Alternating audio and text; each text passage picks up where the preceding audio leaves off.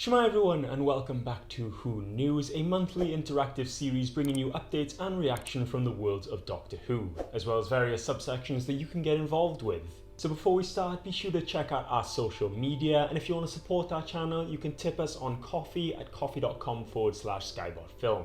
So we're now going to go into the Who News, and as a side note from last month, after a short delay, Doctor Who The Edge of Reality will finally hit consoles and PC this Wednesday on October 14th. So be sure to subscribe to our gaming channel at youtube.com/skybotgaming, where I'll be doing a complete playthrough and giving my reaction to it. But now we're going to move into other news, and this weekend just gone, the promotion for Series 13 has well and truly kicked off, but in an unexpected way. And while this promotion is ongoing, all the information provided in this video is correct at the time of recording. It comes after the Doctor Who Twitter account tweeted the short video of the Doctor trying to contact us through the screen.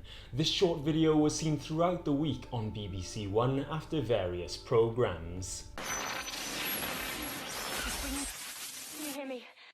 After this, the Twitter account simply tweeted, "Can you hear me?" However, after this, there was a total blackout of all of the Doctor Who social media channels and the Doctor Who website. Now, I thought this was a really interesting Series 13 publicity strategy, as after the initial tweets, I thought, along with many others, that there was going to be a trailer release within a few hours. For me, it doesn't make sense to knock out all of the social media channels for a long period of time, and would have made sense to drop a trailer a few hours later while everyone is watching and waiting in excitement, but before people get frustrated that nothing's arrived. Next, some people thought that the trailer would drop at 1:13 PM the next day, as this would make sense of the error code 1313, which you get when you go to the Doctor Who website. But nothing dropped at that time either. However, shortly after, a phone number was found in Liverpool where you can leave a voicemail for the Doctor and report any sightings of aliens or spaceships relating to an upcoming invasion. The telephone number is 0800 678 3110, and interestingly, the last 4 digits of the telephone number, 31 and 10, could be a hint that the series will be arriving on the 31st of October, as many people think. As I'm primarily based in London, I'll be looking around just in case I see anything, and I'll be calling that number and leaving a voicemail if I do. I'll also leave the terms and conditions from the BBC for you in the description below, to do with leaving a message in case you see anything. With this voicemail publicity now active, the release of the trailer will probably be on the 13th of October at 1 PM, which would make sense of the 1313 error code on the Doctor Who website. And this would make sense as Doctor Who magazine issue 570 is releasing the next day on October 14th, and is confirmed to have a feature all about Series 13. Now, it seems like such a long time ago since we had the first teaser trailer at San Diego Comic-Con at home, and after the whole Find the Doctor mystery only resulted in a promotional image, some audio clips and the tease of a Series 13 monster, it feels like the Doctor Who Series 13 promotion has well and truly come alive. And while the wait goes on for a confirmed release date, if the release date is going to be on October 31st, then it won't be so long to wait. But it didn't end there.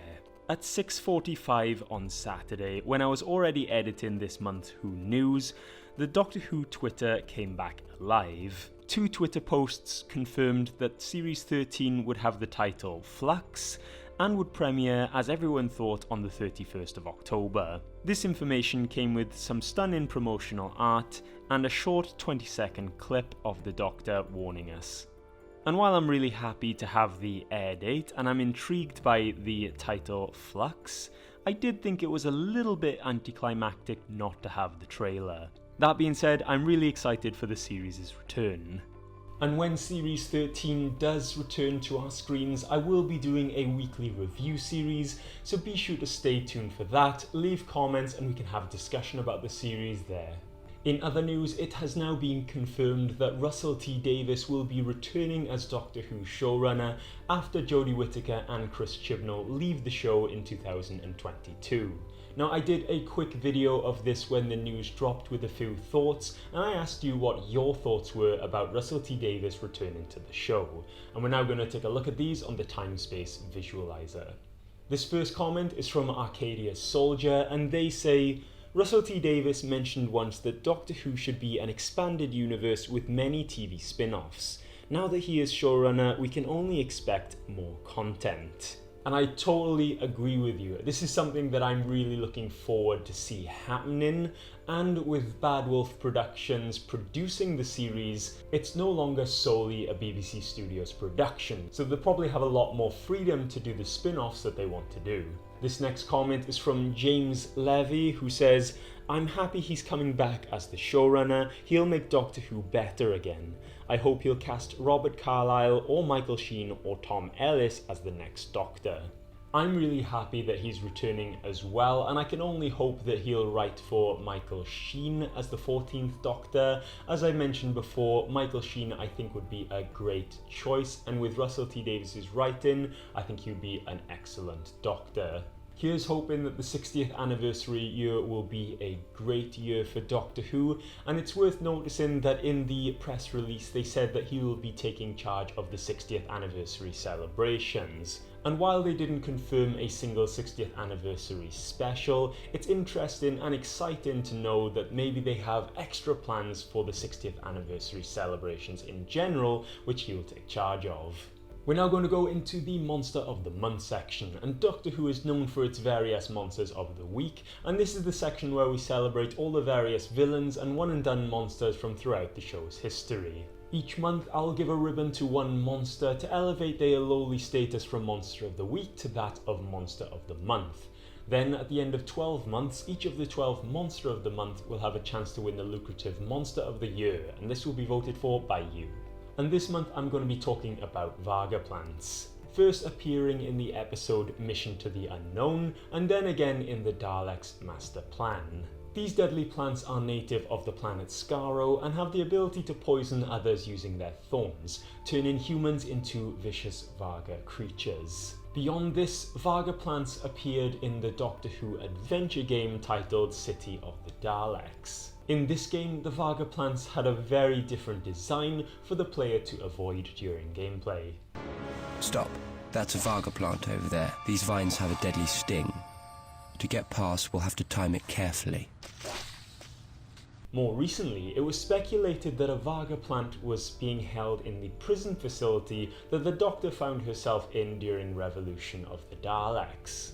The cactus-like creature appears in the trailer for the episode. Let alone travel with her.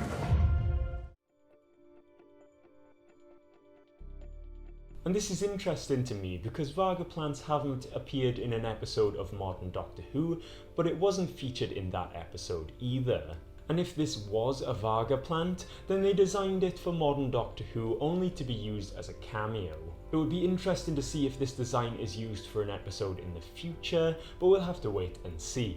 To me, a Vaga plant is a good example of a creature or organism that expands the environment of the planet Skaro to one that is just as hostile as its best known inhabitants, the Daleks.